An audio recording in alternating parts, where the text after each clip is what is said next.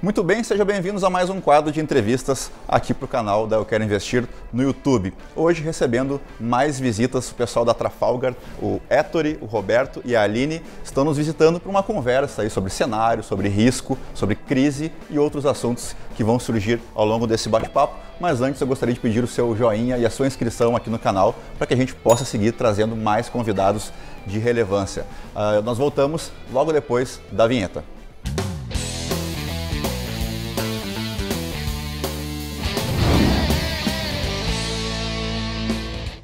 Bom, pessoal, primeiramente, agradecer a presença de vocês. A gente tem visto um movimento de gestores, principalmente, mais em mídias sociais, mais em comunicação com o investidor, uma comunicação direta, assim, né? Como é que vocês veem isso de forma institucional? Como é que é esse trato com o investidor em si? Como é que vocês se relacionam?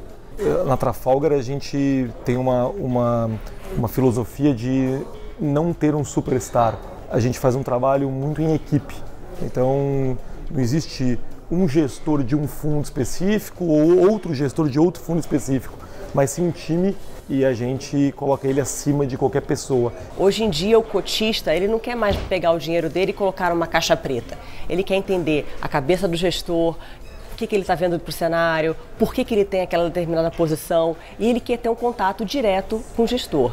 Então a gente, assim como a maior parte das assets, a gente está muito novato nesse novo modelo. A gente recentemente acabou de inaugurar o nosso Instagram, nossa página do LinkedIn, mas a gente está caminhando nesse processo e entende que a gente tem que dar cada vez mais transparência para os cotistas e parceiros. A gente associa muito só a figura do gestor normalmente, mas tem outras áreas dentro da gestora que são igualmente importantes.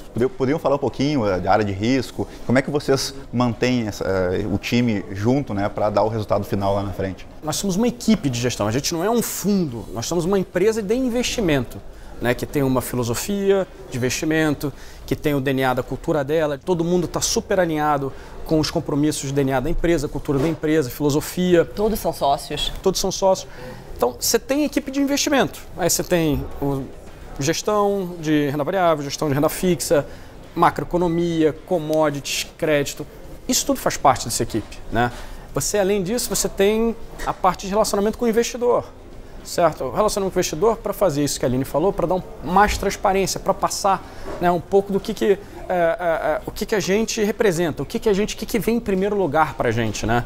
Tem um time de operação super experiente lá, que está super acostumado com todos os problemas que as cotas dão, todas as resoluções que têm que ser dadas. É um pessoal que veio da própria Intrag, então quer dizer, é um time muito sênior nisso também.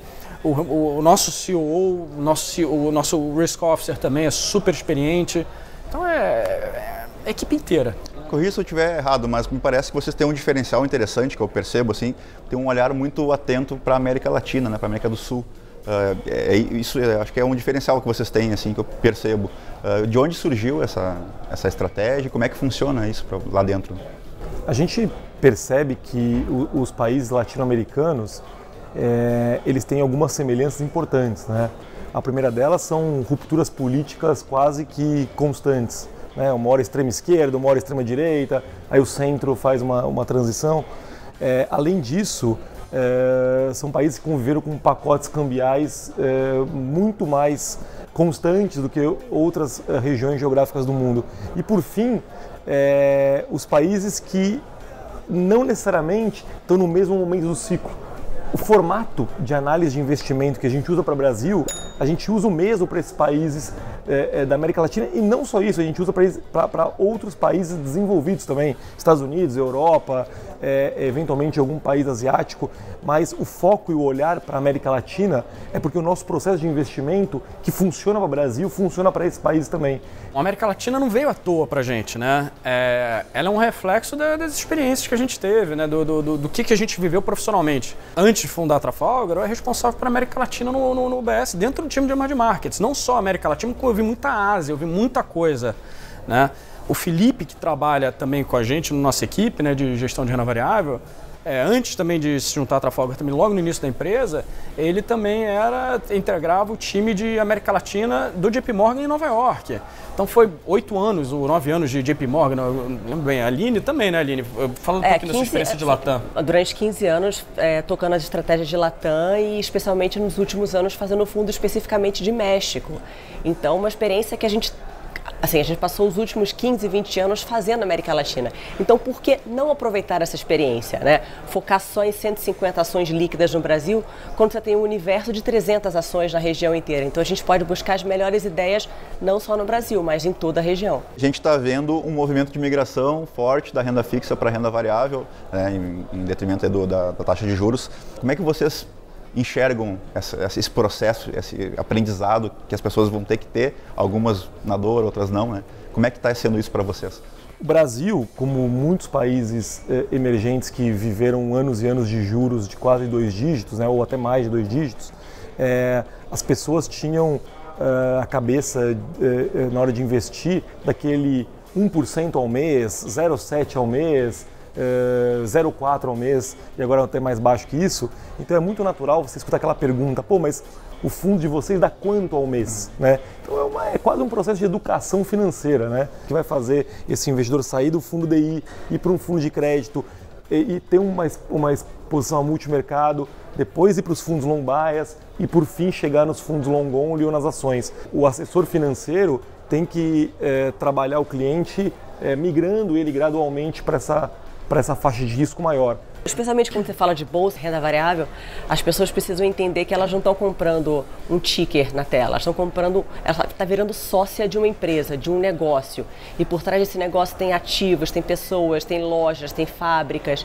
Então ela precisa entender o fundamento daquele negócio, o cenário competitivo, onde ela está inserido. E investimento de mais risco também, você precisa de um prazo maior para ele ter o efeito esperado, né? Então, quanto mais risco, maior a volatilidade, possivelmente maior o retorno, mas você precisa de um prazo mais longo também. E a gente acha que os long bias, eles são, principalmente os long bias de verdade, não os long onlys travestidos de long bias, eles tendem a ser uma boa porta de entrada para essa renda variável. Então, quer dizer, no nosso caso, no fundo, a gente tenta sempre pensar em risco e retorno e proteger o patrimônio. Óbvio que ele tem um componente de bolsa grande, os long bias, então eles vão sofrer. Mas eles tenderiam e deveriam sofrer menos. Tá? Então, quer dizer, o produto em si, ele é um produto interessante. A gente está gravando aí, hoje é 28 de fevereiro, a gente está gravando no epicentro aí, né, do problema do coronavírus. Qual é a mensagem que vocês deixariam para essas pessoas que estão agora, entraram muito movidos pela alta de 2019, né, superou 30%, e receberam esse cartão de visita de renda variável, ó, tá aqui, coronavírus, para você aprender que não vai subir para sempre. Agora começaram a surgir notícias de efeitos em cadeias de suprimento, né? Que a China representa mais ou menos 40% da cadeia de suprimento de eletroeletrônicos, 30% de textos no mundo. Então isso, assim, eventualmente pode gerar algum tipo de ruptura em estoques das empresas brasileiras, principalmente no segundo e terceiro trimestre. Mas isso também é transitório. Se você acaba reprimindo uma demanda que volta mais tarde, assim que essa cadeia de suprimento se restabelece. Hoje a gente vê um risco muito baixo de uma quebradeira de empresa ou algum setor da economia muito alavancado, como a gente tinha ali em 2007, 2008, o mercado imobiliário americano.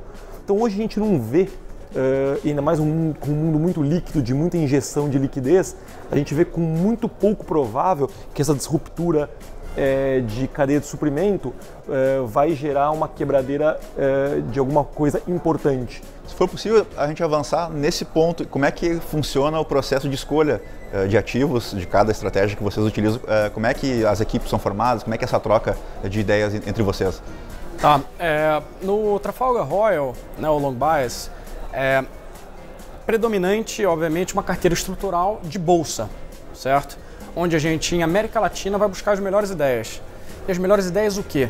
As melhores ideias seculares, a gente chama. É a ideia que se o PIB do Brasil não for 2,7, for 2, a gente não vai jogar a toalha e falar, tá vendo, estamos errados. Não.